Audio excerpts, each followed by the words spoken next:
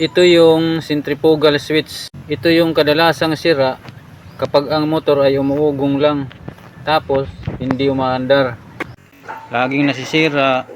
Umiinit daw yung wire. So ito na ilagay ko na.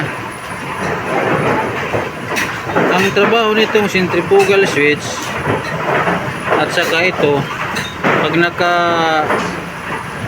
standby pa yan, nakaganyan yan. Yan. So ito, nakadikit dito sa contact. Nakaganyan pa yan, start yan. Pag nag-switch on ka ng start, itong kapasitor ang gagana, starting kapasitor. Nakalagay yan dito eh, yan. Oh. Papunta yan dito, contact yan dito.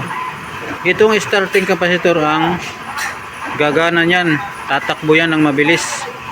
Ngayon, pag tumakbo na yan, itong centrifugal switch, aangat yan dito pag mabilis ng takbo, ganyan. So ngayon ito, bumitaw to. Itong contact dito, bumitaw yan, oh. Tingnan mo, oh. Ayan, oh. Oh. Ayan. Pag nakaganyan na yan, running capacitor na ang nagdadala niyan. Running capacitor na ang magdadala niyan. Ay yung isa, yung capacitor. Ito, nakakonek ito dito. Winding to papunta sa motor dito. Ito naman sa capacitor. Yung running capacitor.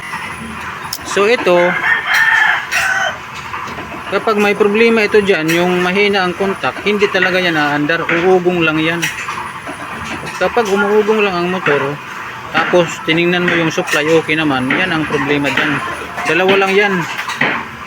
Unang-una, kung hindi sunog yung motor kapag na-check mo, itong dalawa lang ang problema niyan kapag hindi yan nag-start. Posibleng ito, posibleng ito. Kapag maayos naman yung winding ng motor at saka yung mga bearing, kailangan play lang yan, ikutin, ganyan, oh. Okay ang mga bearing yan pag ganyan mo na ano ba yan. So yan lang ang problema niyan sa mga motor.